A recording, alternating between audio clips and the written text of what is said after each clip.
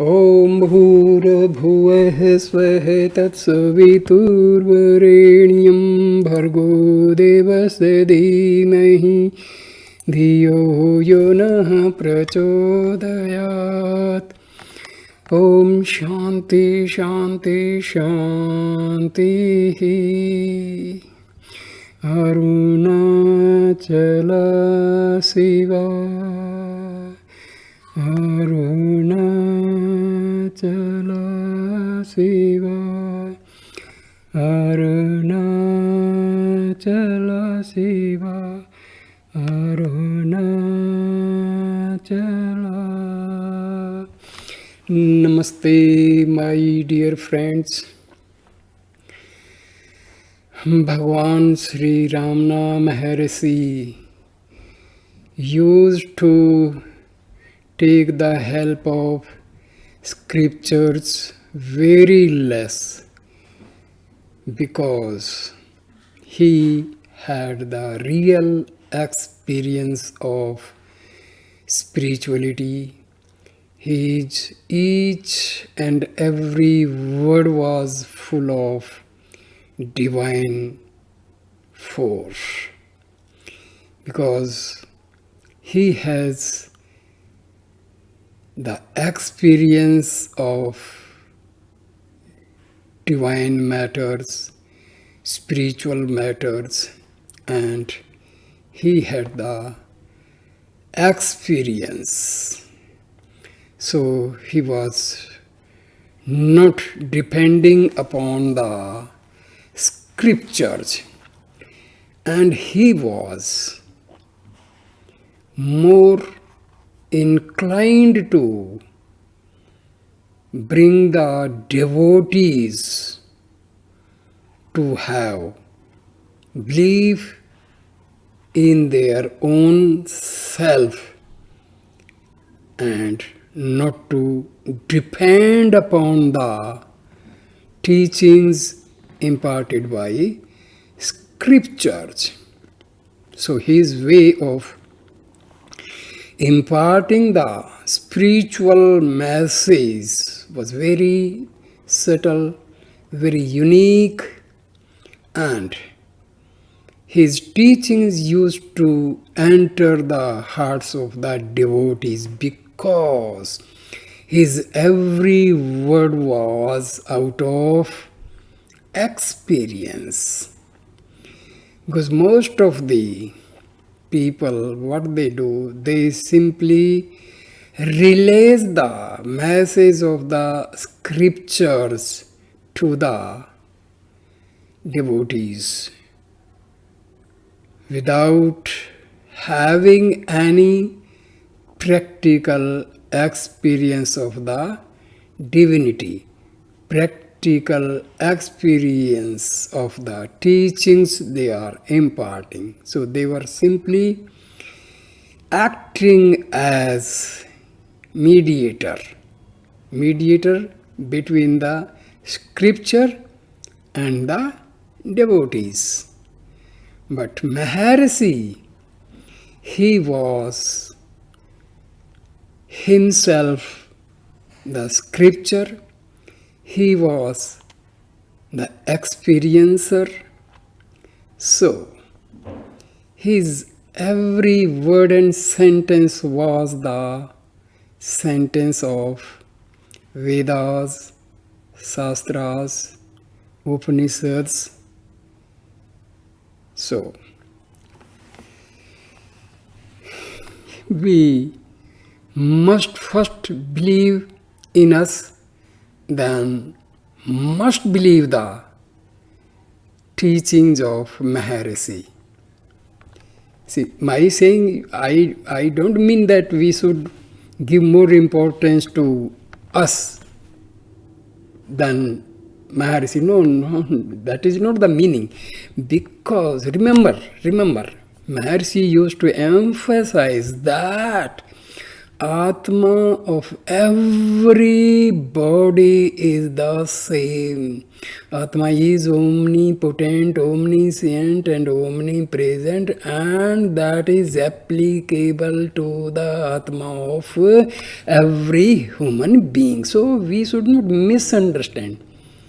Straightway we should not just try to find out meaning of our own. No, because Atma is Atma, and Atma of everybody is same. There is no difference. Difference comes in the ego, difference comes in the mind, difference comes in the intellect, difference comes in the effect of Maya on our personality. So we have to be very clear. So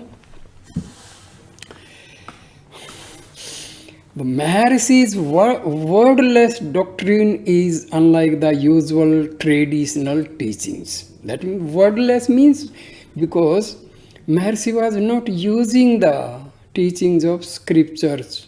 Whatever he used to tell the devotees, that was out of his own experience. So there are no creeds to be elaborated. So there is no need for preaching.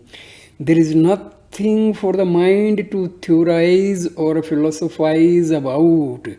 What is needed is immediate intuitive understanding of the heart. Sometime he was not speaking at all, and the message was imparted to the devotees through silence.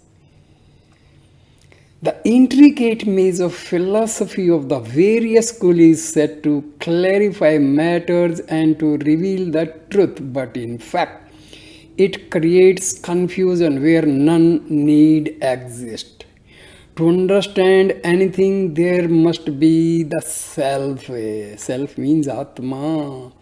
The self is obvious, so why not remain as the self? What need to explain the non-self? Here, Maharshi meant the non-self means we should not talk much about the matter which is not connected to our divinity, to our Atma. What the seeker has to do is rather to unlearn and let go all his preconceived ideas about the self. See, we believe much more on our own preconceived ideas. Indeed, the Maharshi has been known to say that in the end, even the scriptures must be given up and unlearned. All scriptures, without exception, proclaim that for attaining salvation, the mind should be subdued. So, the teachings of scriptures is through mind and intellect. So, when the mind is destroyed, what does it mean? Whatever is learnt from these scriptures, that is also to be vanished. It is to be discarded. That is the simple meaning. And once one knows that control of the mind is their final aim, it is futile to make an interminable study of them. What is required for such control is actual inquiry into oneself by self-integration. Who am I? Here, who, that is the query, am, existence. I, here, this I is ego. Remember, who am I? Ego is putting the question to ego itself. How can this inquiry in quest of the self be made by means of a study of the scriptures? Wonderful. This reminds one of Chuang Tzu Chuang Tzu's saying that if one gets rid of small wisdom, great wisdom comes in. There are no precepts for special austerities, while at the same time, indulgence is not condoned. The question always is, who is it that seeks all this? To refer a second time to a Taoist says it is like Li Su's story of the animal trainer who subdued his tigers, the vasanas, by treating them quite impersonally, neither gratifying their desires nor provoking their anger. All thinking is out of the place as a means of sadhana. It is not one's true nature. It creates all errors, and what is worst of all, creates as the father of them a false entity, the ego or individual being. Concentration is not thinking of one thing. On the contrary, it is excluding all thoughts. Since all thoughts obstruct the sense of one's true being, all efforts are to be directed simply to removing the veil of ignorance. See, people, they think concentration means just concentrating, putting efforts, putting self attention on a single sentence. That is wrong. No, we have to just have self attention on our Atma only, no other sentence, no sentence which is of non-self. So concentration does not mean focusing on a single sentence. No.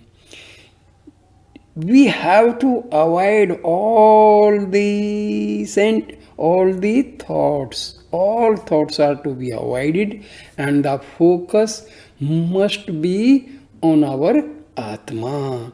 That is self-attention, self-awareness. So, if we are focusing on a single sentence, single thought means what? What is thought? Thought is the mind. That means you are strengthening your mind. But in our self-inquiry, what is our aim? We have to destroy the mind. So this is contrary.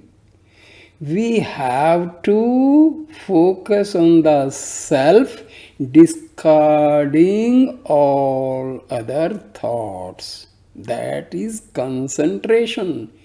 So we should not be contradictory thing. If we focus on a sentence that is other than the self, that thought is non-self. So we must focus on our own Atma. We have to have self-attention. We have to have self-awareness. This is concentration, not focusing on a thought. The Maharshi says that the self is not in books. If it were, anybody might become a sage by study. Also, it is not in any hermitage, and going to live in solitude will not help. That means we need not leave our home. See, why do you think you are a householder? The similar thought that you are a sannyasi will haunt you even if you go forth as one. Whether you continue in the household or renounce it and go to live in the forest, your mind haunts you. What is our basic aim? Our basic aim is to destroy the mind. So whether we are in home, whether we are in the forest, we have to just destroy the mind. So it is not necessary that leave your home and settle in a forest. Not required at all. The ego is the source of thought. Remember.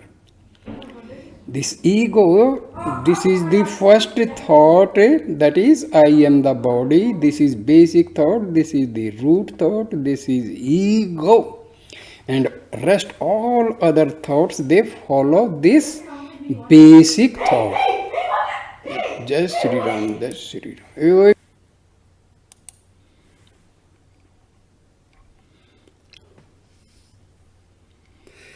So the Maharshi says that the self is not in books. If it were, anybody might become a sage by study. Also, it is not in any hermitage, and going to live in solitude will not help. So, dear friends, I end the video here and will continue this topic in the next video. Thank you. Please share, comment and like the video and subscribe my channel. Thank you so much.